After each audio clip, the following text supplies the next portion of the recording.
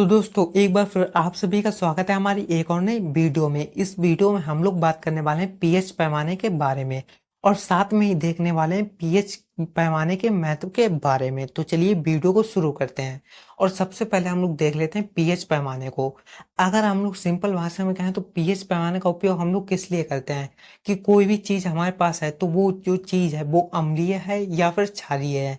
तो इसी चीज को चेक करने के लिए हम लोग पीएच पैमाने का उपयोग करते हैं। अब लिखना कैसे है तो चलिए देखते हैं। अम्लों तथा क्षारकों के जलीय विलयन में हाइड्रोजन आयनों की सांद्रता मापने के लिए सोरेन सेन ने एक पैमाना विकसित किया जिसको पीएच पैमाना कहते हैं। अब यहाँ पे भी आपको ध्यान रखना है पीएच पैमाना किसने विकसित किया, तो सोरेन सेन ने, ध्यान रखना है। तो पीएच पैमाना कहते हैं, पीएच में पी का जो अर्थ होता है वो होता है सूचक। तो पीएच में पी जो है वो सूचक है और इसमें जो एच है वो क्या है, वो है हमारा हाइड्रोजन। अभी हम लोग ऊपर ही पढ़ के आए कि हाइड्रोजन आयनों की सांद्रता मापने के लिए पीएच पैमाने का उपयोग किया जाता है।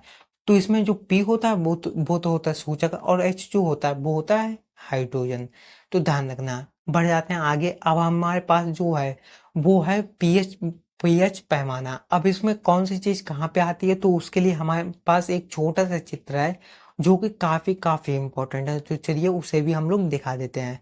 पहली चीज जो है वो देखिए एमसीक्यू में पूछी जाती है, यहाँ से कुछ भी आ सकता है। पहली चीज जो पीएच पैमाना होता है वो कहाँ कहाँ से कहाँ तक होता है, तो पीएच पैमाना जो होता है वो 0 से होता है, शुरुआत होती है उसकी और कहाँ तक जाता है तो 14 तक जाता है। ध्यान रखना है पीएच पैमाना कहाँ से शुरू होता है, 0 से, और कहाँ तक जाता है, 14 तक जाता है। पहली चीज। अब दूसरी चीज क्या कि पीएच पैमाने में कहाँ से कहाँ तक अम्ल होता है या फिर कह लो कि प्रबल अम्ल होता है। तो 0 से हमारा जो छेदक होता है वो होता है अम्ल, और उसके बाद जो हमारा 8 से 14 तक होता है वो होता है हमारा क्षारक या फिर प्रबल क्षारक। और बीच में जो साध छूटा होता है वो होता है हमारा उदासीन, यानी कि वो ना तो जो 7 नंबर है वो ना तो हमारा अम्ल होता है और ना तो हमारा क्षारक होता है। तो ध्यान रखना है जो 7 नंबर है वो कैसा होता है, उदासीन होता है, यानी कि वो ना तो अम्ल होगा और ना क्षारक होगा। और उदासीन से ऊपर जो होता है या फिर कह लो कि 0 से 6 तक हमारा अम्ल होगा, 7 हमारा उदासीन होगा और 8 से 14 तक हमारा क्षारक होगा। अब चलिए देख लेते हैं कि कहाँ पे कौन सी चीज आती है। तो जो 0 नंबर होता है वहां पे आ जाता है हमारा हाइड्रोक्लोरिक अम्ल। 1 नंबर पे आ जाता है पीट का अम्ल, यानी पीट में जो हमारे अम्ल होता है वो आ जाता है। दूसरे नंबर पे आ जाता है नींबू का रस। 3 नंबर पे, अब देखिए जो हमारी यहाँ तक 6 नंबर तक जितने भी चीजें चलेंगी वो सभी हमारी कैसे होंगी, अम्ल होंगी। जैसे हमारा देखिए इसमें क्या होगा, उल्टा से थोड़ा चलेगा, अम्ल जो है वो उल्टा चलता है। जैसे हमारा 6 पे हमारा क्या था, दूध है। ये अम्लीय होता है लेकिन ज्यादा अम्लीय नहीं होता है। जैसे जैसे हम क्या करेंगे ऊपर जाते जाएंगे उतने ही हमारे जो अम्ल है वो बढ़ता चला जाएगा। जैसे हमारा 6 नंबर पे दूध है, ये अम्ल तो है लेकिन ज्यादा अधिक अम्ल नहीं है। उसके बाद हमारा 5 नंबर पे आ जाता है काली चाय या फिर कह सकते हैं आप कॉफी। कॉफी को हम लोग क्या कहते हैं, काली चाय कहते हैं। तो ये आ जाते हैं हमारे 5 नंबर पे। ये अम्ल होती है लेकिन दूध से अधिक अम्लीय होती है। अब उसके बाद आ जाती है हमारी शराब और टमाटर, जिसका जो नंबर होता है वो कहाँ पे आता है, 4 नंबर में। अब यहाँ से ये क्वेश्चन इस तरीके से बनते हैं कि काली चाय कह लो या फिर कॉफी, कॉफी पीएच पैमाने में किस नंबर पे आती है, तो कहाँ पे आती है, 5 नंबर पे। तो इस तरीके से क्वेश्चन पीएच पैमाने से आते हैं, तो ध्यान रखना है। तो कॉफी किस नंबर पे पीएच पैमाने में आती है, 5 नंबर पे। अब शराब आ गई या फिर कह लो कि टमाटर आ गए, तो ये किस नंबर पे आते हैं, 4 नंबर पे आते हैं। और ये कैसे होते हैं, तो कॉफी से अधिक अम्लीय होते हैं। अब इसके बाद 3 नंबर पे आ गया हमारा सिरका। सिरका कैसे होता है, टमाटर से अधिक अम्लीय होता है। अब देखिए उसके बाद 2 नंबर पे आ गया नींबू का रस। नींबू का रस जो होता है वो सिरके से भी अधिक अम्लीय होता है।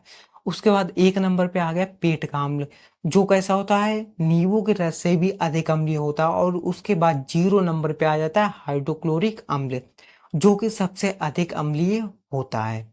तो ध्यान रखना है। इसी तरीके से हम लोग क्या करते हैं, जो 7 नंबर है वो हमारा ना तो अम्लीय होता है ना तो क्षारीय होता है। अब इसमें क्या आ जाता है, हमारा पानी आ जाता है।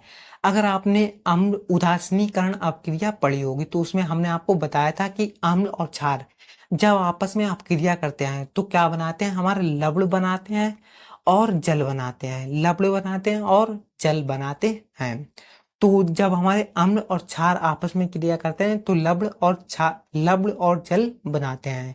तो ध्यान रखना है, इसीलिए जो पानी है, ये कह लो जल है, वो ना तो अम्लीय होता है और ना तो क्षारीय होता है, क्योंकि ये जो पानी है वो अम्ल और क्षार की रिएक्शन से ही बनता है। तो उसके बाद हमारा आ जाता है 8 नंबर पे। अब देखिए यहाँ पे क्या था, हमारा अम्ल जो था वो उल्टा चल रहा था, ऊपर की ओर 6 नंबर था वो कम था, और जो 0 नंबर था वो अधिक अम्लीय था।